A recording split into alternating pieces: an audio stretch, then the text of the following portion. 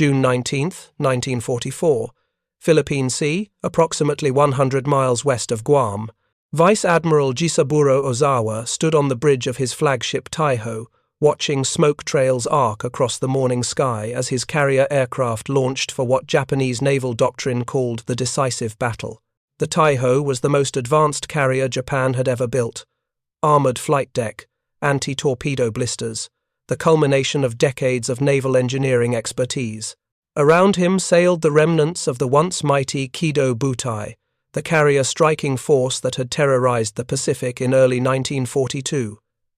Shokaku and Zuikaku, veterans of Pearl Harbor, Junyo and Hio. If you're enjoying this deep dive into the story, hit the subscribe button and let us know in the comments from where in the world you are watching from today. 5 fleet carriers plus 4 light carriers. Ozawa commanded the largest Japanese carrier force assembled since Midway, launching 430 aircraft against the American Fifth Fleet covering the Mariana Islands invasion. Japanese naval planners had designated this Operation Ago, the battle that would finally halt American momentum across the Pacific. The mathematical certainty of victory seemed clear.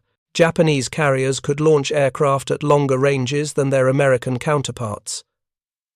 Land-based aircraft from Guam and Rota would supplement the carrier strike. The Americans would be caught between converging waves of attack. Yet Ozawa felt a gnawing uncertainty that no amount of tactical planning could dispel. Through his binoculars, he could count 15 American carriers on the horizon. 15. The intelligence reports had been accurate, but seeing them assembled in such numbers triggered a visceral understanding that something fundamental had shifted in the Pacific War. When Ozawa had participated in the Pearl Harbor attack 2.5 years earlier, the Imperial Japanese Navy possessed 10 carriers. America had 7. Rough parity, with Japanese superiority in training and doctrine providing the decisive edge. Now American carriers dotted the Philippine Sea, like a steel archipelago, stretching beyond visual range. The transformation had begun 3 years earlier, in a design office at the Bureau of Ships in Washington. In 1939, Commander Leslie Kniskon coordinated input from naval architects, catapult experts, aviation service units, and combat aviators to create specifications for what would become the Essex-class. The Washington Naval Treaty restrictions had expired. America was free to build carriers without artificial tonnage limits. The Essex-class design displaced 27,000 tons, substantially larger than previous American carriers. The rectangular flight deck measured 872 feet long and 108 feet wide. 4 steam turbine engines could push the ship to 33 knots. Most critically, the design incorporated space for an air group of over 100 aircraft. The ships featured multiple innovations that would prove decisive in combat: special treatment steel, a nickel-chromium alloy with the protective qualities of Class B armor but lighter and fully structural, reduced weight while maintaining strength. The midship elevator was positioned at the port deck edge, allowing more flexible flight operations. Defensive measures included extensive compartmentalization, increased armor, and dramatically enhanced anti-aircraft armament. The initial complement called for 215 officers and 2,171 enlisted men, though by 1945 this would swell to nearly 4,000 with all the radar operators, fire control specialists, and additional anti-aircraft gunners required for modern naval warfare. Traditional naval powers would have required 3 to 4 years to build such a vessel. The pre-war carriers Yorktown and Enterprise had each taken that long from keel laying to commissioning. Yet American shipyards, applying mass production techniques borrowed from automobile and Liberty ship construction, compressed this timeline dramatically. The first Essex-class carrier, USS Essex herself, had her keel laid on April 28, 1941, 7 months before Pearl Harbor. 5 more Essex-class carriers were under construction when Japanese aircraft struck Oahu on December 7th. The attack on Pearl Harbor transformed American carrier construction from ambitious program to existential necessity. Within weeks, Congress appropriated funds for 19 additional Essex-class carriers beyond the initial orders. By August 1942, 10 more were ordered. 3 more followed in June 1943. The scale of the program was unprecedented. 32 Essex-class carriers were ultimately ordered, though 6 would be cancelled before construction began, and 2 more cancelled after work had commenced. The shipyards assigned to build them represented America's finest maritime construction facilities. Newport News Shipbuilding and Drydock Company in Virginia served as lead yard, ultimately completing 7 ships. Bethlehem Steel's Fall River Shipyard in Massachusetts built 5. The New York Naval Shipyard in Brooklyn built 5. Norfolk Naval Shipyard in Virginia built 4. Philadelphia Naval Shipyard built 3. All were located on the East Coast, positioned to draw on the concentrated industrial capacity of America's northeastern manufacturing corridor. The construction methodology broke from traditional shipbuilding practice. Instead of building sequentially from keel to superstructure, the yards fabricated entire sections simultaneously across the facility. Hull sections, superstructure components, engineering spaces, all took shape in parallel before being assembled on the building ways. This prefabrication approach, borrowed directly from Henry Kaiser's Liberty Ship Revolution, allowed multiple work crews to operate simultaneously without interfering with each other. The shipyards implemented ruthless standardization.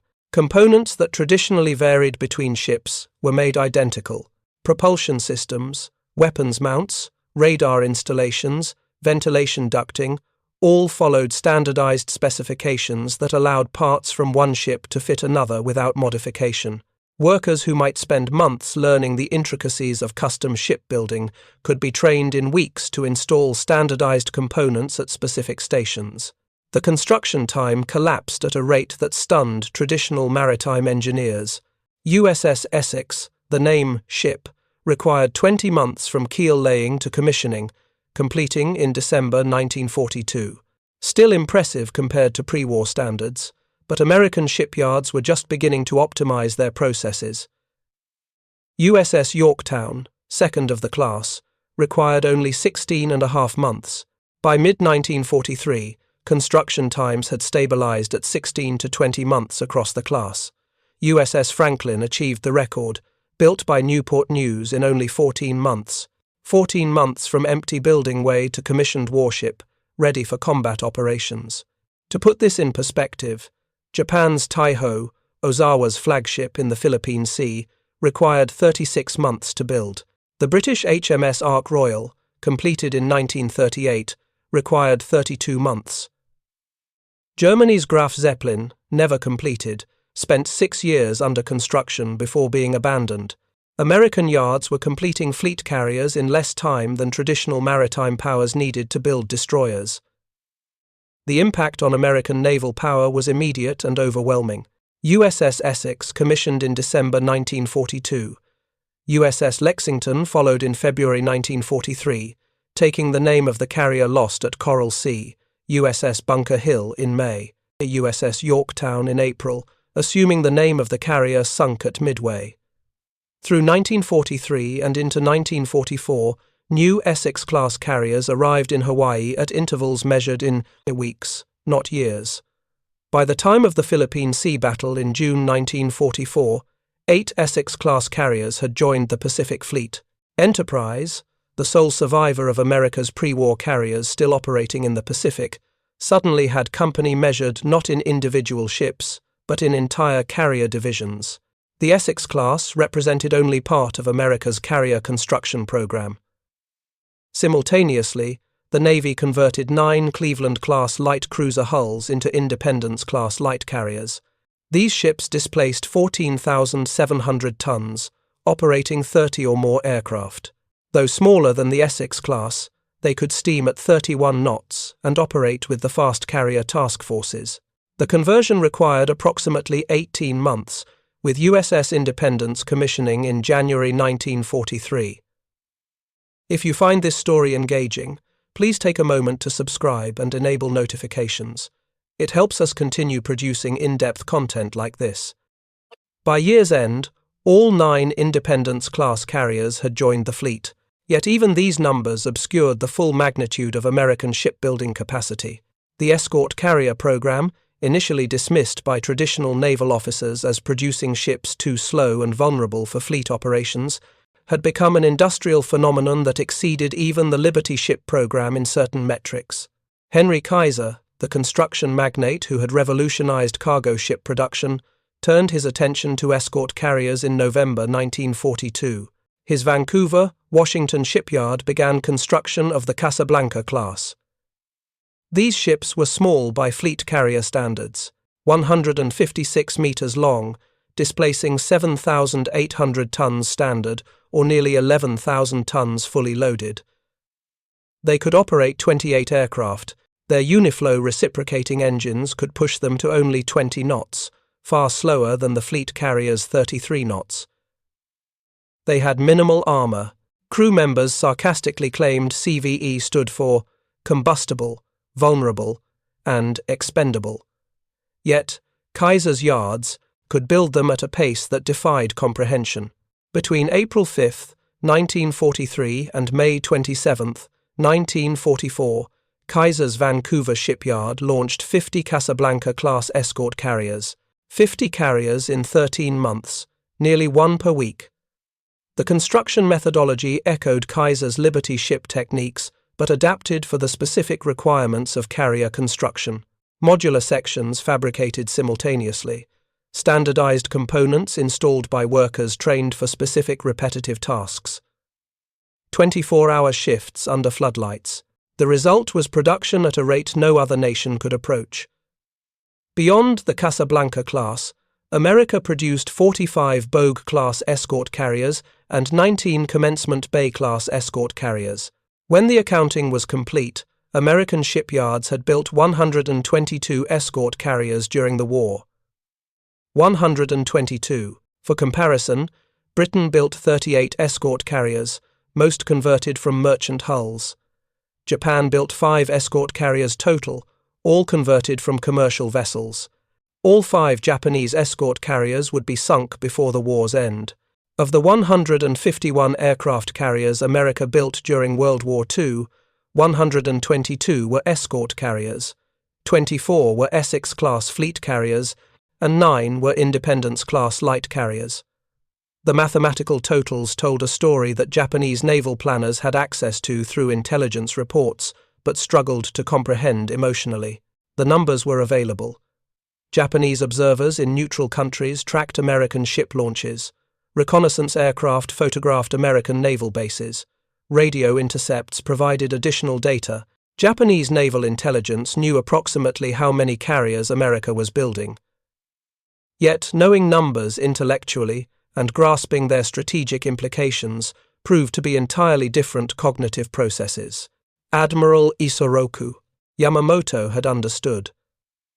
Before Pearl Harbor, he had warned Prime Minister Fumimaro Konoe that Japan could guarantee 6 months of victories, but beyond that he had no confidence. Yamamoto had studied at Harvard University from 1919 to 1921, concentrating on America's oil industry. He had served as naval attaché in Washington from 1926 to 1928, traveling extensively across America. He had walked through automobile factories in Detroit, watching production lines churn out vehicles at rates Japanese factories could barely comprehend. He had seen oil derricks dotting the Texas landscape.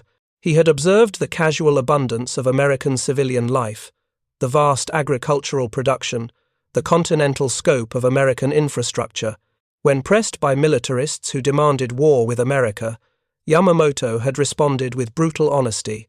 Anyone who has seen the auto factories in Detroit and the oil fields in Texas knows that Japan lacks the national power for a naval race with America. His opposition to war had made him politically vulnerable, forcing his transfer to command of the combined fleet, partly to protect him from assassination by militarist factions.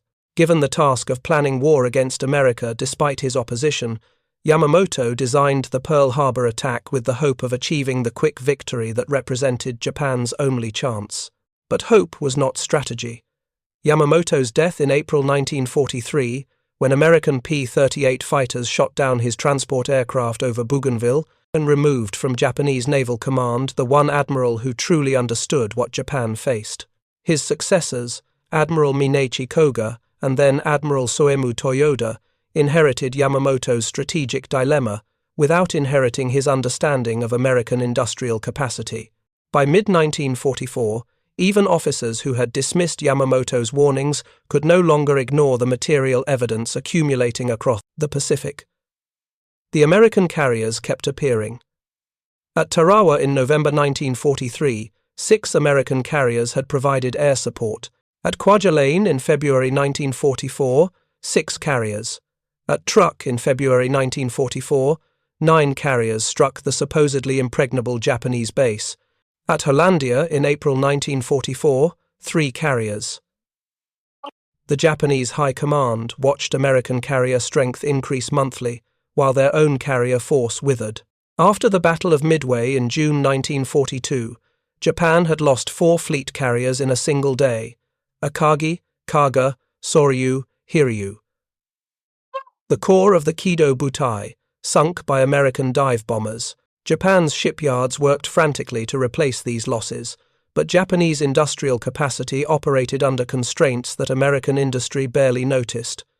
Japan built 6 fleet carriers after Midway: Taiho, commissioned in March 1944; Unryu, commissioned in August 1944; Amagi, commissioned in August 1944; Katsuragi, commissioned in October 1944; Shinano, converted from a Yamato-class battleship hull, commissioned in November 1944. Kasagi, never completed, 6 carriers to replace 4 lost, requiring 2 years of maximum industrial effort. America built 24 Essex-class fleet carriers in the same period, plus 9 Independence-class light carriers, plus 122 escort carriers. The disparity was not 7-1 or even 10-1. In raw carrier construction, America outbuilt Japan by a factor exceeding 25-1 when counting all carrier types. Even limiting the comparison to fleet carriers alone, America built 24 Essex-class ships, while Japan built 6 fleet carriers. 4-1 superiority in the category of vessel that mattered most for projecting power across Pacific distances. The implications extended beyond simple ship counts. Each Essex-class carrier required thousands of trained personnel: pilots, aircrew, mechanics, ordnancemen, radar operators, fire control specialists, damage control teams, medical staff, administrative personnel. American training facilities churned out these specialists in quantities that matched the ship production. USS Wolverine and USS Sable, paddle-wheel steamers converted to training carriers on the Great Lakes, qualified 17,820 carrier pilots during the war. 17,820 pilots learned carrier landing techniques on 2 converted excursion boats operating in fresh water, far from any ocean. The training infrastructure supporting American naval aviation matched the industrial infrastructure supporting ship construction. Flight schools across America produced pilots faster than carriers could absorb them. The Naval Air Technical Training Command operated facilities in Memphis, Jacksonville, Norman, and numerous other locations, training mechanics and technical specialists. By 1944, American carriers rarely suffered from personnel shortages. Lost aircrews were replaced within weeks. Damaged ships returned from repair yards with full complements. The industrial training operational cycle functioned as an integrated system designed for sustained high-intensity combat operations. Japan's training infrastructure, by comparison, had collapsed under the pressure of constant combat losses. The veteran pilots who had trained for years before Pearl Harbor were irreplaceable once lost. Their successors received abbreviated training, measured in months or even weeks instead of years. By mid-1944, newly trained Japanese pilots deployed to combat with minimal flight hours and essentially no combat experience. They flew against American pilots who had months of training, hundreds of flight hours, and often multiple combat tours under their belts. The Battle of the Philippine Sea would demonstrate these disparities with brutal clarity. On the morning of June 19, 1944, Ozawa's pilots launched with confidence born from years of propaganda, assuring them of Japanese spiritual superiority. They flew toward what they expected would be another glorious victory, the decisive battle that would turn the tide of the Pacific War. Instead, they flew into a technological and tactical nightmare that would destroy Japanese naval aviation as an effective fighting force. American radar detected the incoming Japanese strike waves at enormous distances. The new Mark IV radar systems aboard American carriers could track aircraft formations more than 100 miles away, providing defenders with unprecedented warning time. Fighter directors aboard the carriers, working in combat information centers with integrated radar displays, coordinated defensive responses with a sophistication Japanese forces could not match. The Americans launched their Grumman F-6F Hellcat fighters in massive numbers. These aircraft, introduced in late 1943, represented a quantum leap over their predecessors. Where the earlier F-4F Wildcat had struggled against the legendary Mitsubishi A6M0, the Hellcat dominated. The Hellcat was faster, diving from 30,000 feet at speeds the Zero could not match.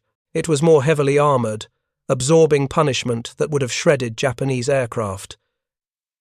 It mounted 6 50-caliber machine guns with ammunition loads that allowed sustained firing. Most critically, American pilots flying Hellcats had been trained extensively, with hundreds of flight hours and thorough instruction in combat tactics. Many had multiple combat tours. They flew in disciplined formations, executed coordinated attacks, and understood how to exploit their aircraft's strengths while avoiding its weaknesses. The Japanese pilots approaching the American fleet on June 19 flew aircraft that were essentially obsolete. The Zero, revolutionary in 1941, was now underpowered, fragile, and outclassed. The D-4Y Judy dive bomber, though fast, was similarly fragile and easily set afire. The pilots themselves, rushed through abbreviated training programs, lacked the experience to survive against veteran American aviators. What followed became known to American pilots as the Great Marianas Turkey Shoot. The aerial battles were not contests. They were massacres.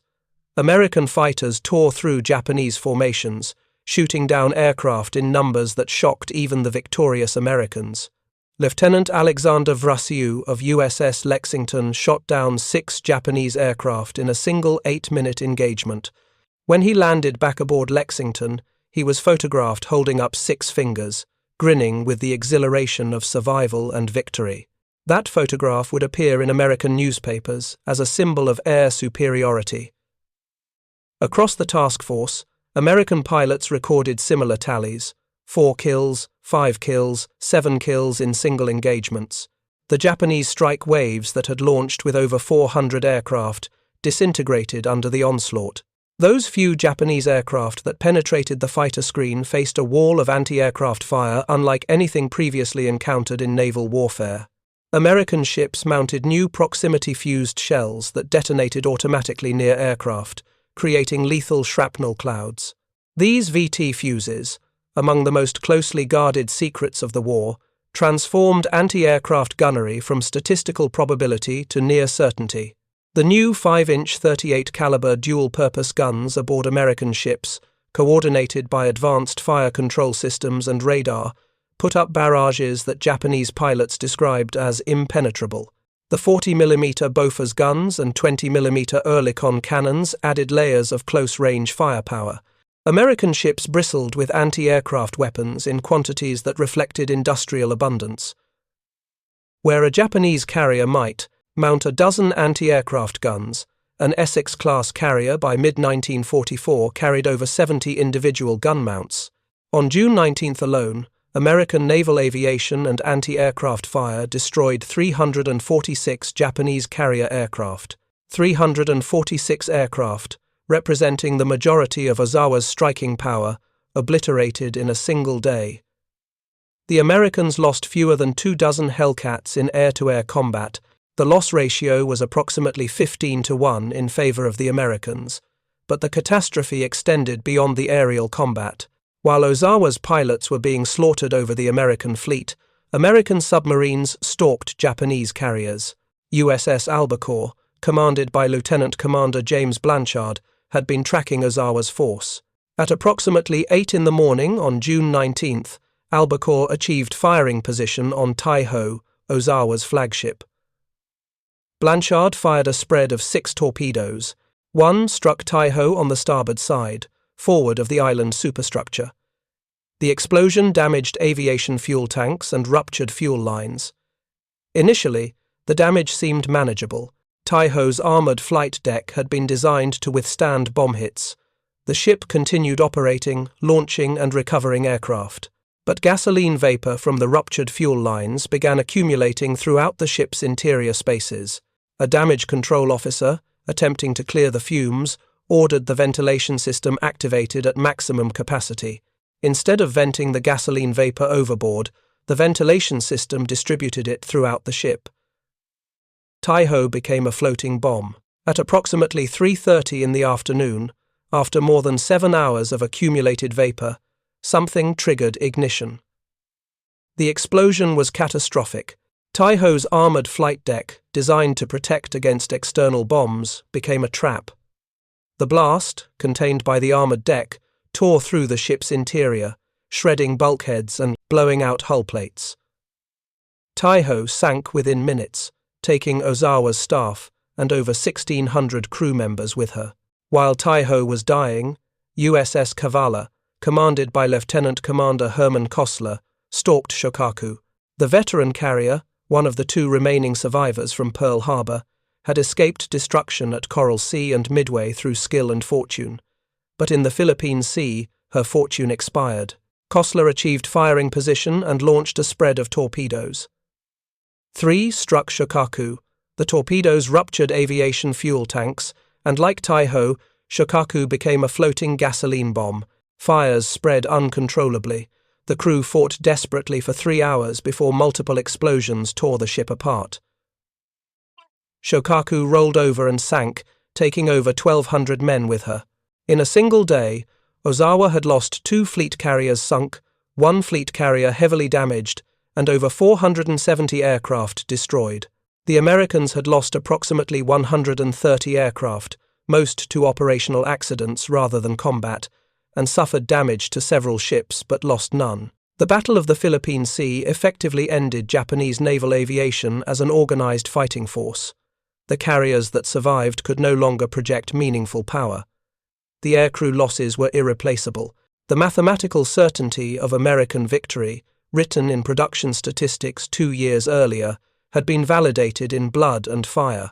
Back in Tokyo, when reports of the Philippine Sea disaster reached Imperial General Headquarters, the full magnitude of American industrial superiority could no longer be denied. The intelligence reports that Japanese planners had received for years, documenting American carrier construction, suddenly acquired terrifying emotional weight. The numbers that had been abstractions became material reality, measured in sunken carriers and lost pilots. Admiral Soemu Toyoda, commander of the combined fleet, faced a strategic calculus with no positive outcomes. Japan had begun the war with 10 carriers. American had possessed 7. Rough parity with Japanese advantages in training and doctrine. By mid-1944, after the Philippine Sea, Japan retained 4 operational fleet carriers and 3 light carriers. 7 carriers total, several damaged and all suffering from inadequate aircrew. The Americans, by conservative count, operated 15 fleet carriers, 9 light carriers, and over 70 escort carriers in various theatres. 94 carriers total, with more joining the fleet monthly. The disparity was not merely quantitative. The qualitative superiority of American ships, aircraft, radar, fire control systems, damage control procedures, and training infrastructure meant that even numerical parity would have favoured America. But there was no parity. There was overwhelming, crushing, industrial-scale superiority that Japanese spiritualism and warrior ethos could not counter. Japanese military culture had emphasized spirit over material, morale over logistics, willpower over industrial capacity. This philosophy, rooted in Bushido tradition and shaped by decades of imperial propaganda, had prepared Japanese officers psychologically for sacrifice, but not strategically for modern industrial warfare. The idea that superior fighting spirit could overcome material disadvantages had pervaded Japanese military thinking since the Meiji Restoration. Victories against China in 1894 and 1895, and against Russia in 1904 and 1905, had seemed to validate this approach. Japan, materially weaker than its opponents, had triumphed through superior morale, training, and tactical execution. The lessons drawn from these victories became doctrinal assumptions. Japanese naval officers believed, with near religious conviction, that warrior spirit and tactical excellence could defeat numerically superior, but spiritually inferior, opponents. American industrial capacity was acknowledged but dismissed as a weakness rather than a strength. Americans, Japanese propaganda insisted, were soft, materialistic, devoted to comfort rather than sacrifice. They would build many ships, but would they fight once those ships started sinking? Would American mothers tolerate casualties? Would American society maintain cohesion under the stress of prolonged war? The assumption underlying Japanese strategic planning was that America would seek negotiated peace rather than endure the casualties required for total victory. This fundamental misunderstanding of American psychology and national character proved catastrophic. The attack on Pearl Harbor, intended to shock America into accepting Japanese hegemony in Asia, instead unified American society behind total war with an intensity Japanese planners had not anticipated. The production capacity that Japanese strategists had acknowledged but discounted as evidence of spiritual weakness became the instrument of Japan's destruction. By mid-1944, even the most optimistic Japanese officers could no longer maintain their delusions. The evidence was overwhelming and undeniable. American carriers were not rare, precious assets to be conserved. They were industrial products manufactured in quantities that allowed commanders to take risks that would have been unthinkable for Japanese admirals. If an American carrier was damaged, it could be repaired or replaced. The pipeline of new construction guaranteed that losses could be absorbed without reducing overall fleet strength. Japanese carriers, by contrast, were irreplaceable. Each loss represented a permanent reduction in capability. Ozawa, commanding the remnants of his force after Philippine Sea, understood this calculus with brutal clarity. His report to Tokyo documented not just the tactical defeat but the strategic impossibility of continuing carrier operations against American forces. "We cannot replace aircraft or pilots at rates sufficient to maintain combat effectiveness," Ozawa wrote. "American production exceeds our capacity to inflict attrition. The mathematics of sustained operations favor the enemy overwhelmingly." The post-war interrogations of Japanese naval officers revealed the psychological impact of confronting American industrial power. Vice Admiral Takejiro Onishi, who later advocated for kamikaze tactics, told American interrogators that Japanese naval planners had known American production statistics but had failed to grasp their implications. "We saw the numbers as propaganda," he testified. "We could not believe any nation could produce carriers at such rates while simultaneously fighting in Europe, maintaining enormous armies, and supplying allies across the globe. When we finally confronted the reality, it was too late." The kamikaze program itself, initiated in October 1944, represented explicit acknowledgement that Japan could not win through conventional means. If Japanese pilots could not survive combat against American defenders long enough to deliver weapons accurately, perhaps pilots who accepted death as inevitable could guarantee weapon delivery through suicide attack.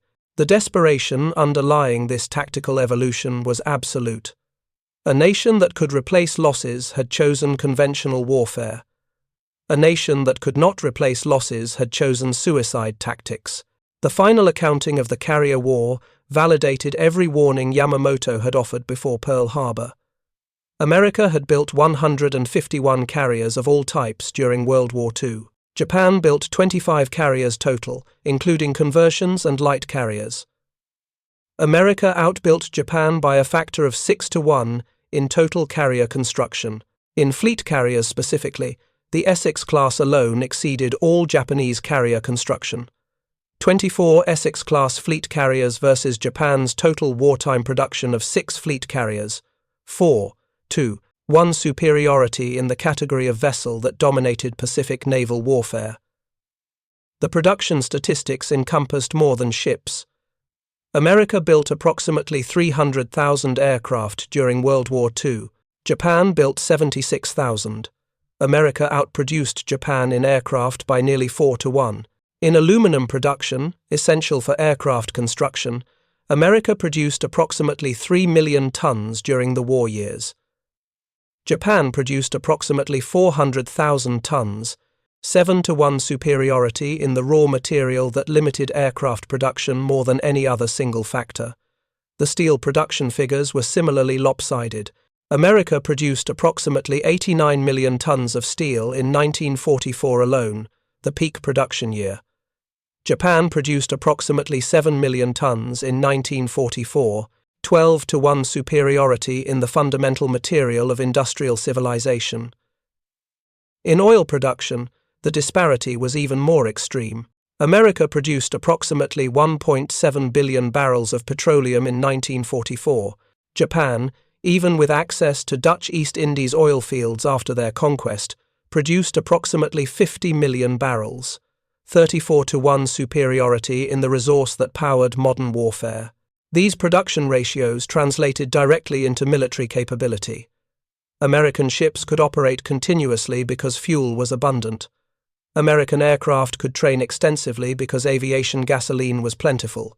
American commanders could accept losses because replacements were guaranteed. Japanese ships conserved fuel through restricted operations. Japanese pilots received minimal training because aviation gasoline was scarce. Japanese commanders hoarded assets because replacements were impossible. The strategic implications of the carrier production disparity became undeniable in the final year of the Pacific War. After the Philippine Sea, Japan retained operational carriers but lacked the trained air crew, fuel reserves, or logistical support to employ them effectively. The carriers that had once projected Japanese power across the Pacific became floating liabilities, consuming scarce resources while contributing minimal combat capability. In October 1944, the Imperial Japanese Navy attempted one final carrier operation during the Battle of Leyte Gulf. Admiral Ozawa commanded a force of 4 carriers, serving as a decoy to lure American carriers away from the Philippine invasion beaches. The plan relied on American commanders taking the bait, allowing Japanese battleships and cruisers to destroy the vulnerable invasion transports. Ozawa's 4 carriers, Zuikaku, Zuiho, Chitose, and Chiyoda, carried a total of 116 aircraft. Not 116 aircraft per carrier, but 116 aircraft across all 4 carriers combined. For comparison, a single Essex-class carrier routinely operated 90 to 100 aircraft. 4 Japanese carriers carried barely more aircraft than 1 American carrier, and the Japanese aircraft were flown by pilots with minimal training and essentially no combat experience. The Battle of Leyte Gulf demonstrated the complete collapse of Japanese naval aviation. Ozawa's carriers successfully lured Admiral Halsey's Third Fleet northward, but the sacrifice achieved nothing strategically. American forces sank all 4 of Ozawa's carriers. Zuikaku, the last surviving Pearl Harbor veteran, went down after sustained air attacks. Chitose and Chiyoda were sunk by American carrier aircraft and surface gunfire. Zuiho was sunk by repeated air strikes. The few Japanese aircraft that managed to launch accomplished nothing of strategic value. They faced the same overwhelming American fighter superiority and anti-aircraft firepower that had destroyed their predecessors at Philippine Sea. Most were shot down before reaching their targets. Those that penetrated the defenses achieved minimal damage against heavily armored American warships. Meanwhile, the Japanese surface forces that Ozawa had hoped to protect through his decoy mission were decimated by American ships and aircraft. The battle off Samar, where escort carriers and their destroyer escorts fought desperately against Japanese battleships and cruisers, resulted in Japanese withdrawal despite overwhelming surface superiority. The combination of carrier aircraft, destroyer attacks, and simple determination convinced Japanese Admiral Takeo Kurita that he faced the main American fleet rather than the escort carriers he actually confronted. Leyte Gulf marked the effective end of the Imperial Japanese Navy as an organized fighting force. Japan retained some ships after October 1944, but they could not conduct sustained operations. Fuel shortages confined most vessels to port. The remaining carriers, lacking aircraft and trained pilots, became useless. The battleships and cruisers that survived Leyte Gulf were systematically hunted down by American submarines and carrier aircraft. By early 1945, American carrier task forces operated with impunity off the Japanese coast. Multiple task groups, each containing 3 to 4 Essex-class carriers, supported by light carriers, cruisers, and destroyers, struck targets across the Japanese home islands. The scale of these operations would have been unimaginable 3 years earlier. Task Force 58, operating in early 1945, consisted of 11 fleet carriers, 6 light carriers, 8 battleships, 2 battle cruisers, and numerous cruisers and destroyers. 11 fleet carriers in a single task force.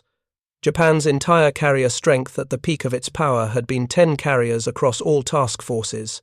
The Americans assembled more carriers in one operational formation than Japan had possessed at the height of the Kido Butai. The psychological impact on Japanese defenders was absolute.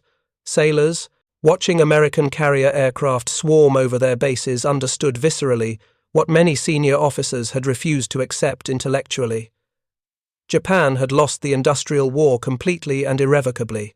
The post-war interrogations of Japanese naval officers provided extraordinary documentation of how and when individual commanders confronted the reality of American production. These interrogations, conducted by the United States Strategic Bombing Survey and various intelligence organizations, revealed patterns of denial, realization, and resignation. Admiral Toyoda, who had commanded the combined fleet from May 1944 until war's end, testified that Japanese naval planners had possessed accurate intelligence about American carrier construction. "We knew they were building Essex-class carriers," he stated. "We received reports of launchings and commissionings, but we assumed the reports were exaggerated or that the ships would require extensive training periods before becoming combat effective." The speed with which American carriers transitioned from commissioning to combat operations shocked Japanese planners. Traditional naval doctrine assumed new ships needed months of shakedown cruises, crew training, and incremental capability development. American carriers frequently commissioned and deployed to combat zones within weeks.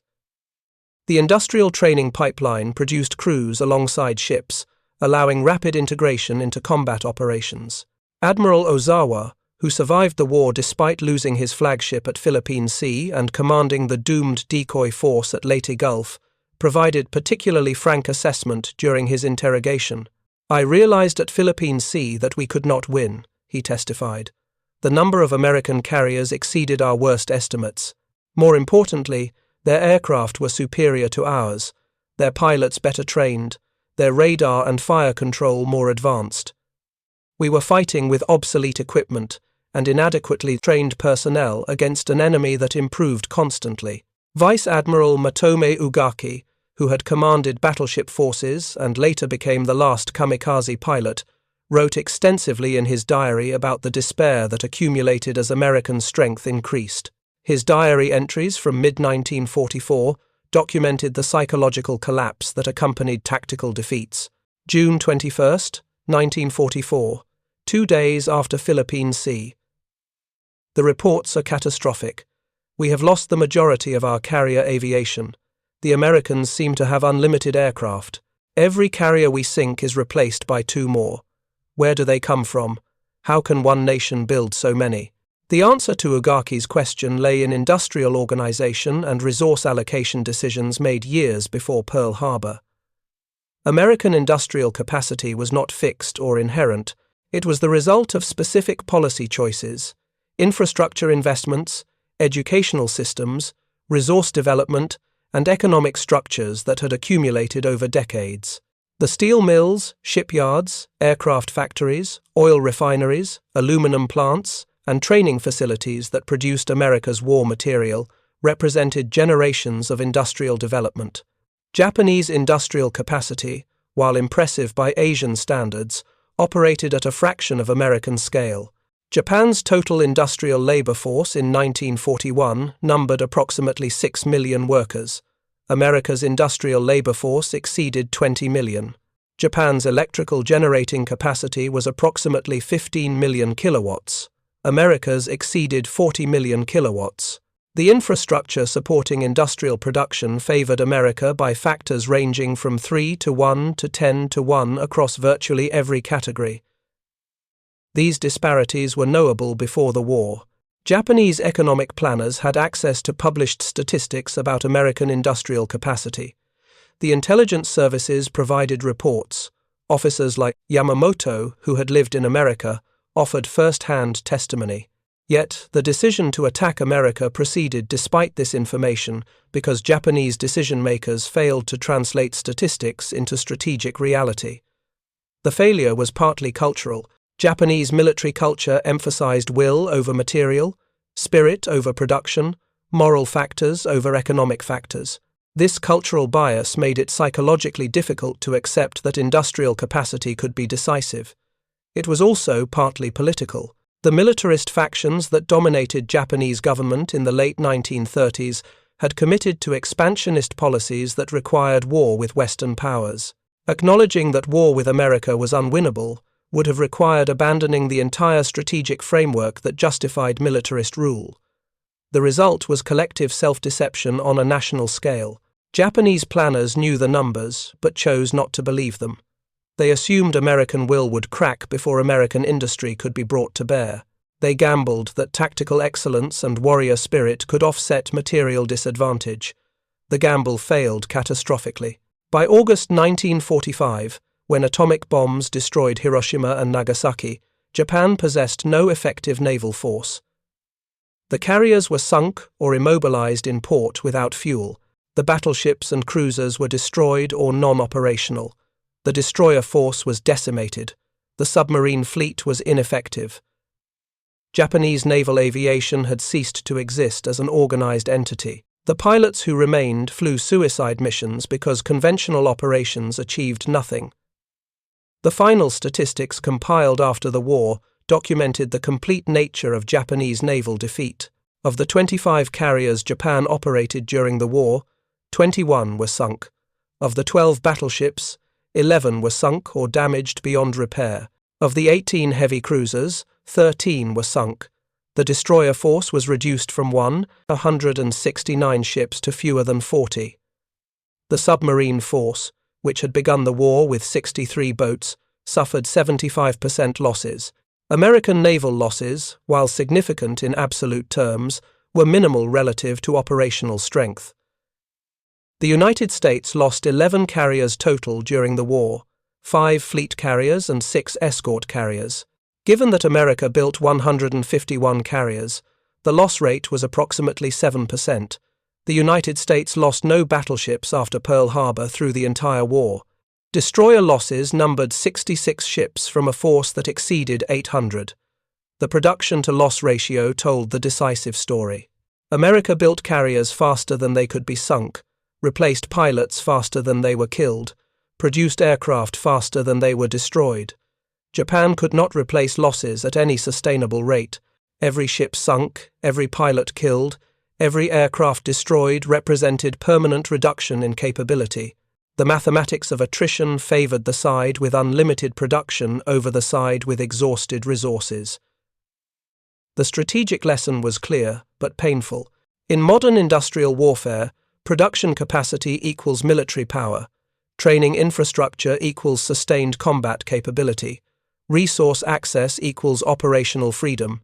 The nation that can build, train, and supply forces faster than they can be destroyed will ultimately win regardless of tactical excellence or warrior spirit. Japanese post-war economic development internalized this lesson completely. Modern Japan achieved through peaceful trade and industrial production what Imperial Japan sought through military conquest. The industrial capacity that 1940s Japanese leaders tried to seize by force in Southeast Asia was ultimately developed through voluntary exchange. The resources that military planners deemed essential enough to justify war proved accessible through normal commercial relationships. The Essex-class carriers that dominated the Pacific War served the United States Navy for decades after 1945. Several were modernized repeatedly, serving through the Vietnam War and beyond. USS Lexington, commissioned in February 1943, served as a training carrier until 1991, operating for 48 years. The class as a whole validated American naval architects' emphasis on strength, survivability, and adaptability. 4 Essex-class carriers survive today as museum ships: USS Intrepid in New York City, USS Hornet in Alameda, California, USS Yorktown in Charleston, South Carolina, and USS Lexington in Corpus Christi, Texas. Visitors can walk the decks where American sailors lived and fought, can see the aircraft that dominated Pacific skies, can comprehend through physical presence what statistics alone cannot convey. The ships are monuments not just to American naval power, but to industrial civilization's capacity for organized production. The story of Japanese admirals confronting American carrier production is ultimately a story about the relationship between perception and reality, between belief and evidence, between hope and mathematics. The title's claim that Essex carriers were built at rates of 150 per year is hyperbolic, a framing device to capture attention. The actual production was 24 Essex-class carriers over approximately 4 years, or about 6 per year at peak production. But including all carrier types, 151 carriers over approximately 4 years, the production rate was indeed approximately 38 carriers per year. The hyperbole in the title dissolves when confronted with the actual numbers. American carrier production was so extreme that exaggeration was nearly impossible. The reality exceeded what seemed plausible. For Japanese admirals watching this production tsunami gather force across the Pacific, the experience was profoundly disorienting. They had trained for decades in naval warfare as practiced before industrial mass production transformed military power. They understood carrier tactics, aircraft operations, surface engagements, submarine warfare. What they did not understand, could not emotionally accept until too late, was that modern war had become fundamentally about production capacity rather than tactical excellence. The admirals who had opposed war, particularly Yamamoto, were proven correct in ways that brought no satisfaction. Yamamoto died in April 1943, 18 months into the war he had predicted Japan would lose. He did not live to see Philippine Sea or Leyte Gulf, did not witness the final collapse, was spared the humiliation of surrender. Whether this was mercy or tragedy depends on perspective. The admirals who survived faced the task of explaining to their emperor and nation how complete defeat had emerged from initial victory. The interrogation transcripts, memoir passages, and historical accounts reveal men struggling with cognitive dissonance. They had believed so completely in Japanese superiority that American material dominance seemed impossible until it became undeniable. Thank you for watching. For more detailed historical breakdowns, check out the other videos on your screen now, and don't forget to subscribe.